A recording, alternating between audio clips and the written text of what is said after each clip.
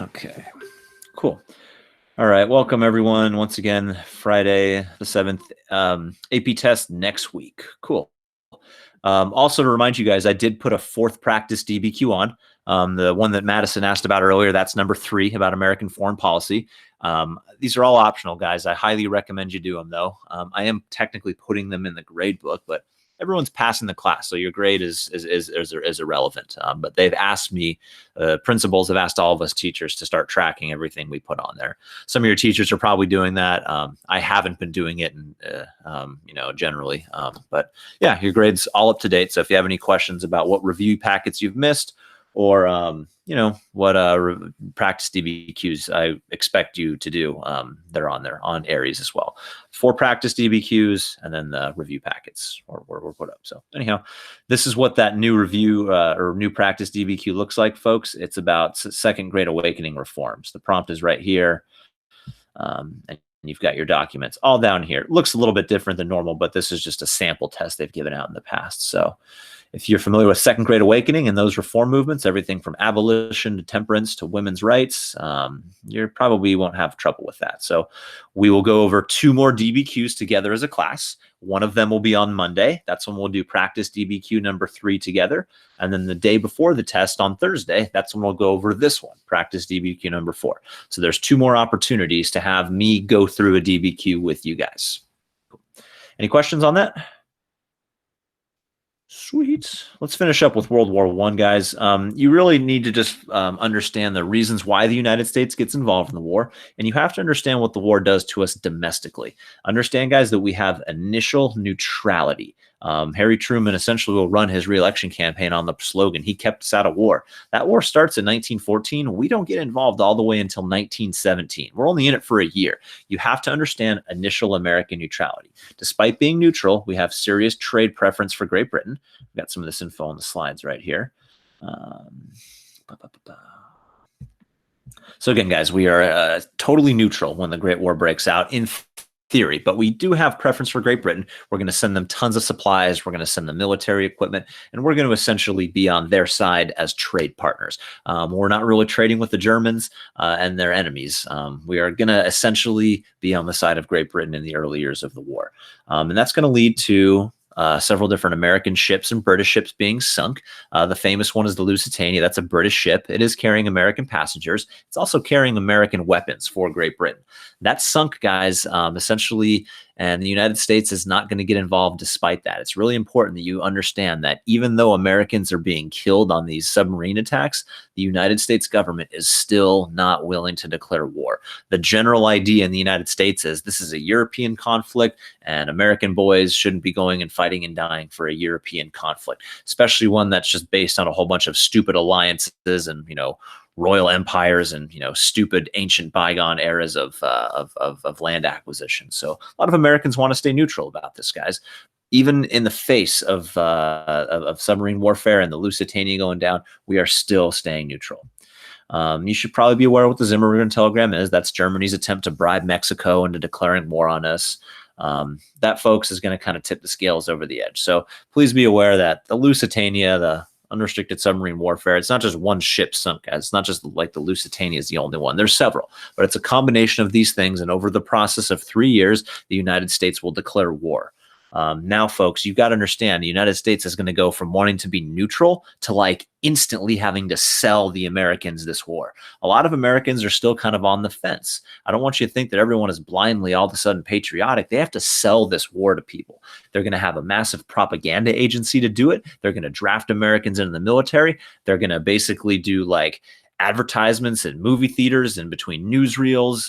They're going to have people giving speeches all over the place at public gatherings, selling Americans the war. And the message is simple. We are saving Europe for democracy.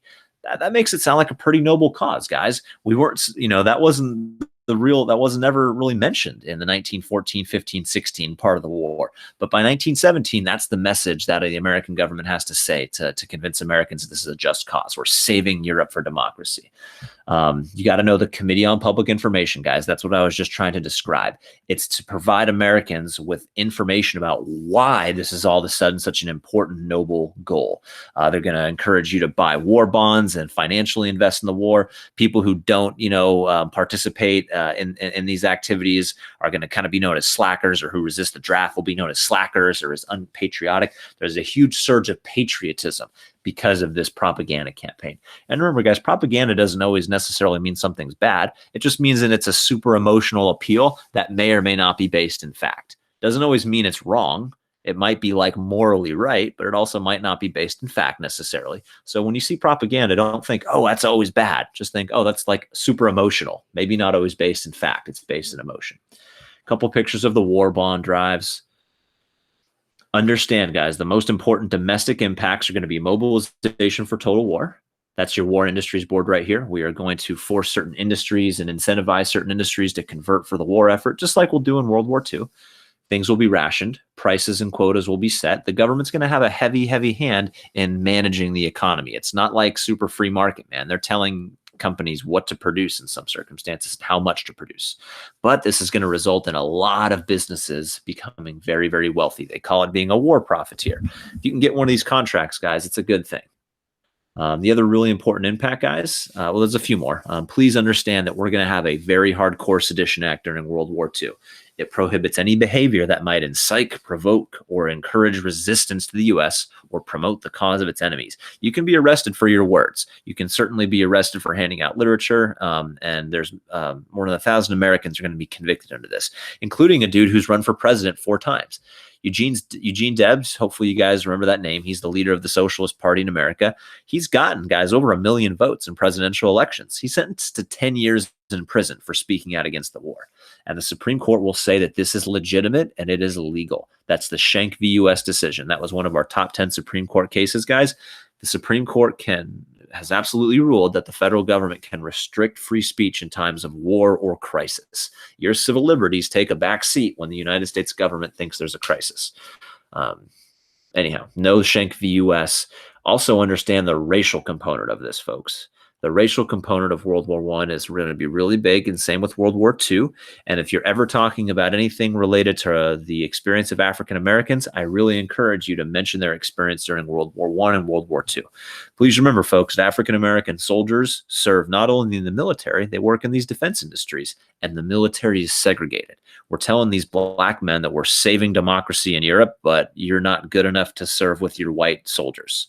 It's an absolute hypocritical paradox here. And when many African American soldiers come back from World War I, they've experienced what it's like being in Paris in 1917 and being treated like a human being, not being discriminated against in Europe. And when they come back to the South, guys, they're not going to take it as much. And there's going to be a new assertiveness that grows, and it's called the new Negro. That I'm going to talk a little bit more about on the next chapter. But you have to understand, guys, that it's the experience of African American soldiers in World War I. You're telling me I'm defending democracy in Europe, but I'm not even treated like a human being in Georgia? I can't even vote in Alabama? You're also going to experience a huge amount of migration. You guys have got to know periods of migration, and World War I will be one of them.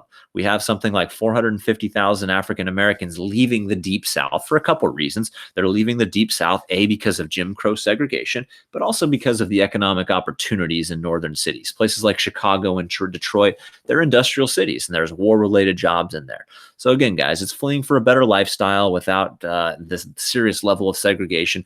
You still have racism in the North. You still certainly have racism everywhere, but you don't have the segregation, the legal segregation in the northern states.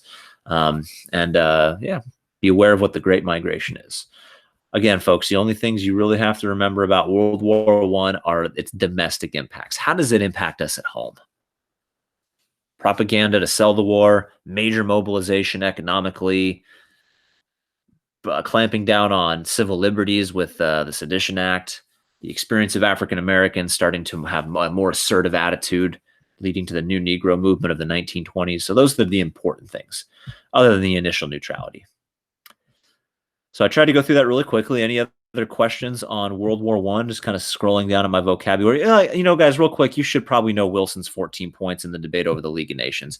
Remember, Woodrow Wilson will propose a League of Nations. This is what the United Nations is basically modeled after, but the U.S. won't join it. He's proposing this League of Nations, and it's meant to be an international body that's meant to keep the peace, to help avoid war. If there's ever a conflict between nations in the future, it can be mediated by the League of Nations, and hopefully war can be avoided.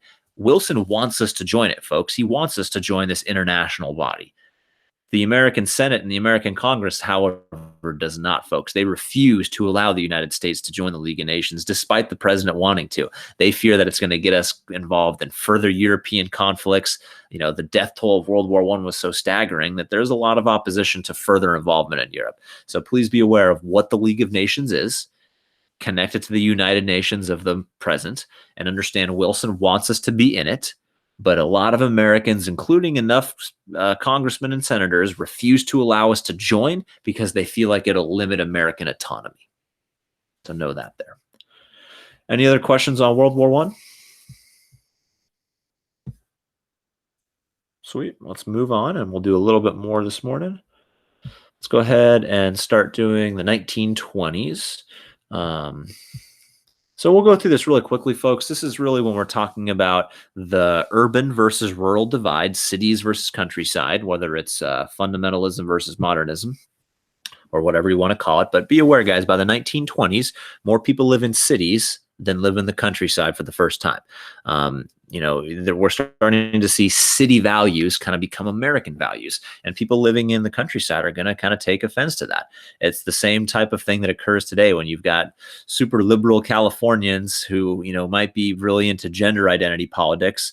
It doesn't necessarily relate to someone who lives in a very, very rural part of Utah who's concerned about water rights and cattle ranching. Understand that these two types of mentalities are coming to a conflict here, folks. Urban, progressive mentalities and rural mentalities, fundamental versus modernism. So understand the Red Scare, guys. And this is connected to immigration. Please be aware that immigration represents the new urban idea. It kind of represents the new class of Americans coming in here. They're mostly Eastern European, not as Protestant. Anyhow, please be, and more susceptible to radical left-wing politics, according to some people. Please be aware that in this era, folks, one example of the cultural conflict is going to be seen in the Red Scare. Please be aware that the Russian Revolution has occurred in 1917, and it scared the crap out of a lot of people. It's been the first successful communist revolution, and it was pretty violent and pretty bloody. Left-wing politics is on the rise in America, folks, because of all of the social inequality created by industrialization. We've still got a lot of haves and a lot of have-nots. Progressive reform is starting to change things. Factories aren't as dangerous. Stuff is getting better for people, but we still have a lot of people looking for radical change. And this is where we see the anarchist movement becoming more popular. It's never going to be a major political party or anything like that, but it will have tens of thousands of essentially working class immigrant followers. And you got to know these cartoons here, folks. They're saying that radical foreigners are a threat to American industry. They're basically blocking American industry on this right-hand cartoon. And over here, they're dangerous with their bombs, their knives. They're sneaking in under the liberal immigration policies we have, only to stab us in the back and murder us. It's a very anti-immigrant sentiment, and you have to understand its connection to the Red Scare. You should know what the Palmer raids are, and this is going to lead to the deportation of roughly 5,000 people.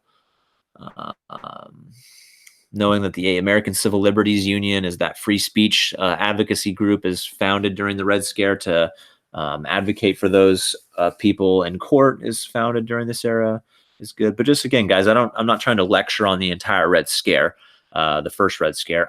You have to see the connection between the Red Scare and cultural conflicts. You have to see the connection between the Red Scare and urban and rural, the Red Scare and fundamentalism versus modernism. That's all I'm going to say on that. If you have a question at any time, please speak up and stop me. Another example of this, guys, is Sacco and Vanzetti. You could see a source on this, guys. These are just two Italian immigrants that are accused of murder. We have no idea if they actually committed it, but someone said that they saw these men, essentially stick up a grocery store. I don't remember what kind of store it was, but these men were accused of participating in a robbery where the owner of the store was shot. It's totally unknown if they did it or not. But the point of this example, guys, is it becomes a show trial. These men become famous throughout the nation in publications and newspapers because they're essentially sentenced to be executed without any evidence. Now, guys, these are not necessarily nice dudes. It's really possible that they were actually involved in this crime. We don't know. But what we do know is that there was no evidence that they did it. The prosecution essentially ran a show trial, probably committed some legal crimes himself during the process of the trial. And these men essentially were executed because of their radical left-wing beliefs. These men were associated with anarchist circles, and essentially, guys, based on their literature and their writings and their political affiliations, they were damned. The same kind of way that Albert Parsons was and those anarchists in the 1880s and the Haymarket riot were, without any evidence of wrongdoing, these men are hauled up for a totally different crime, and they'll end up being executed by it. The case represents political and ethnic hostility in the U.S. in the post-World War I era. Sacco and Vanzetti is another example, guys, of cultural conflict, just like the Red Scare is. That's Sacco and Vanzetti. It's probably not ever going to come up, but if you're ever given a source on the 1920s, guys, and they're trying to get you to talk about, this conflict between traditional Americans and new immigrants, they might have a source from the Sacco and Vanzetti trial. And even if you didn't know who those people were, you could be like, oh, there's some anti-immigrant sentiment in this. That's what I'll use. Another example of that culture war, guys, urban versus rural, is seen in the final push to get the Prohibition Amendment passed. They're going to associate drinking with immigrants. They're going to associate drinking with crime and city life. It's not that Protestants in the countryside don't drink. They definitely be drinking out in the countryside in Kansas. But again, if you want to demonize your enemy, associate him with the worst forms of it. And again, so they're going to use alcohol and its alcohol consumption associated with city life, crime, immigrants, Catholics, things like that. It's another example of the debate over modernism. Scopes monkey trial. Yet another example, folks. We're now teaching evolution in public high schools, and this is going to be problematic for some people. Tennessee is going to pass a law banning the teaching of it. The ACLU wants to challenge the law, so they find a teacher who's willing to challenge it, and they do challenge it in court, folks. He teaches his evolution lesson. He's hauled up in court, and what happens is a very famous show trial. If you took Mr. Dick's class, I think he talked a little bit about the Scopes monkey trial, but you got to know what it is, folks. It's the debate over whether or not you have the right to teach that controversial. I mean, it was controversial then. It's much less controversial now. I know there's some missing links in the evolutionary theory, but most scientists have accepted it now. But guys, it's this whole concept of what will rule in the classroom: traditional, Protestant ways of educating the kids, or are we going to allow new modern ways of thinking that are based in science to enter the classroom? Hopefully you remember my Pied Piper discussion, leading the children into the cave where they will be murdered. Haha. No, the Scopes monkey trial. It's a show trial, guys. It's broadcast all over the radio. Americans all around the country are tuning in to listen to this. That's why it's so highly remembered. And then finally, all this kind of anti-immigrant sentiment will result in the immigration law of 1924 being passed. It's called the National Origins Act, and it will put very, very strict quotas on people from certain countries. There are quotas, guys, basically based on how desirable you are to white Protestants. People from Germany and England can come in huge numbers, but people from from Eastern Europe, places like Russia, Poland, and Southern Europe, even Italy, very, very limited. Guys, during the early 1900s, like when my Italian ancestors came in 1911, there was something like 1 million Italians a year coming in for a period of time there. And don't exactly quote me on that number. It might be slightly off, but it's not that far off. There was a ton of Italians coming in the early 1900s. 1924, they're letting in only a couple thousand Italians in, just as a random example. Not that I feel discriminated against as someone with Italian blood, but just ironic. Immigration quotas. We're going to restrict the undesirables. We're going to essentially not allow any immigration from Asian countries still. This immigration quota, guys, will be on the books all the way up until the 1960s. It doesn't really heavily restrict immigration from Hispanic countries, however. Anyhow.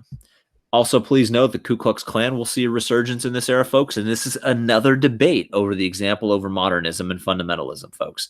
Every single one of these examples is a debate over cultural conflict, Fundamentalism versus modernism. The Klan will rebrand itself, folks, not only as an anti-Black group, but they will brand themselves as an anti-immigrant group and a pro-American group. They will have something like a couple million members in the 1920s, folks.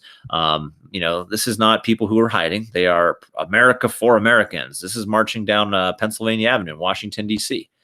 And again, they're rebranding themselves, folks, as the pro-American patriotic defenders of Protestant Americanism.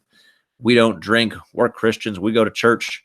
Anyhow, the Klan and its resurgence is that. They are still going to be anti-Black. They are still going to participate in violence in large scales. But again, they're going to be rebranded as the defenders of traditional Protestant values. That's why they get such a huge membership, folks. It's not that all these people condone lynching or condone violence, folks. I bet you most of these Klansmen don't actually condone violence in this, but they certainly condone racism. They certainly condone anti-immigrant sentiment, and they certainly want to keep their white Protestant America white and Protestant. Doesn't mean I think most of these people want to go hang a Black person from a tree, but understand they rebranded themselves, guys. And when you rebrand yourselves as the traditional defenders of American, virtue, you can see how you can get so many members. We already talked about this National Origins Act, but I'll leave the slide up for a second in case anyone wants to see it. We've put that very, very strict quota. And the final thing I wanted to talk about, folks, is connected back to the African-American experience during World War I and the Great Migration, and not only the experience of African-American soldiers, but the experience of African-Americans moving into urban cities from an artistic perspective, folks. Harlem is a really cool part of Manhattan now, beautiful old brownstone buildings, and in the 19-teens and 20s, it was essentially the lower rent part of Manhattan. It's not ghetto or anything like that. It wasn't really ghetto in that time or anything.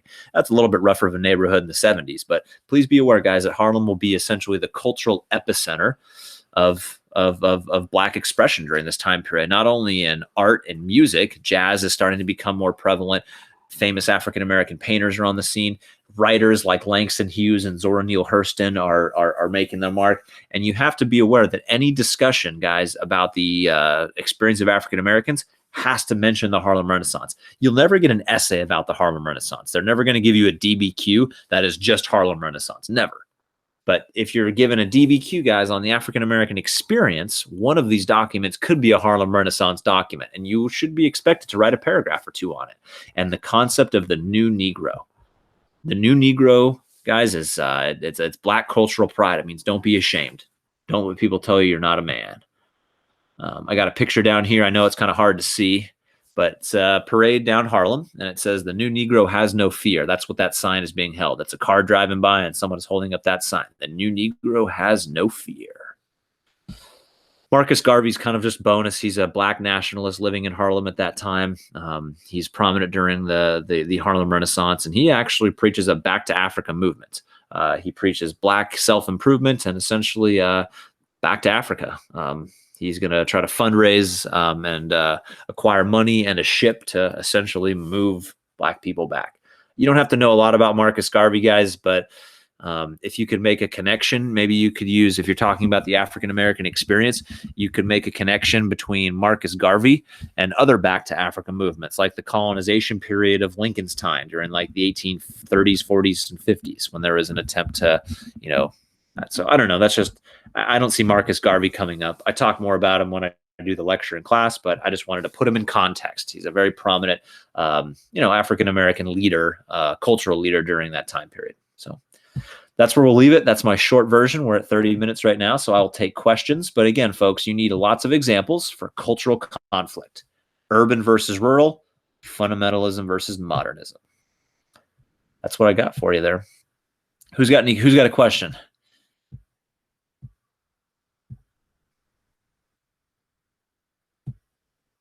Nathan? No one? Nothing? Okay. All right, guys. Well, if no one has a question, I appreciate you logging on. Anyone have a question about the review packets or anything like that? Or a question on a source for the DBQs you're working with? Bye, Lucas Rodriguez. Okay, cool, guys. I'll see some of you then at 3 o'clock. I got a text at 7:10 for like 7:05 from Amelia last night, and she's like, "Mahoney, how do I log on to the stream?" And I'm like, We were texting about it because I was like, we're both keep on reloading the website, and we're like, is Mahoney just not posting it? And then yeah, no, I went out for an evening hike and was over to a friend's house with Frank, and I just spaced it. Aaron and I were laughing because we were both just sitting there like refreshing the page. It's a good thing you had like my cell number. I was just out. Yeah. I wasn't even home. I was just out. And it was just ridiculous. So, sorry about that, folks. It's all good. I will not let it happen for 3 o'clock today. In fact, I think I'm gonna go up to campus in a little bit and get some lunch and do it up from my room and straighten up a little bit. So yeah, I'll see you at 3. Let me see. What do we want to do? We'll do a political parties video. First party system, second parties, and then I'll think of another topic to do for the second half. But we'll definitely do political parties. Can we do All right, folks? Yeah. Mahoney, you haven't already done the know nothing party. Is that like part of it? Yeah, I'll do that one in the afternoon video, Livy, at 3. Okay. So if you can't make it at 3, no problem. I'm gonna make a separate little video, and it'll be like a 15-minute video, and it'll be called political parties. And so if you miss at 3 o'clock, I'll do that, and I'll do all of the parties that you need to know. Okay. So that'll be at 3 o'clock today. Cool. Anything else, folks? All right, guys, have a great rest of your day. Hopefully you can find a swimming pool. It's going to be hot today, so you can get in the water and get cool somehow. I wish I could go to the pool at Novato High, but I don't think I'm allowed right now. You should try. Let us know how it goes. Well, you get like arrested or something for trying to break in. No, under normal circumstances, like teachers could totally use it in the summer. Like if it's not being used by like a team and like Santa's on campus or one of the other janitors there are ways that we're allowed to use the pool. Mr. AI, when I first came here, Mr. AI would swim in there like every day. I don't know if he does anymore, but not with like Corona. And I'm not afraid. Whatever. It's not very, yeah, never mind. But I'm not allowed to use it during the Corona time. Damn. So that sucks. My family just opened up our pool for the summer, so it's now back being heated by our solar panels, and it's clean. So I'm excited to use that. That's nice. I'm gonna have to go like to my old apartment complex in San Rafael and hop the fence or something. I know, and I'm like stuck in my house with no air conditioning. So Oh no, same. I don't have any AC either. A lot of Marin doesn't. All glass like doors, like so the sun just comes in so easily. Yeah. And they have like one fan, so I started dying. Oh, I meant to stop recording earlier before we got off topic. That's okay.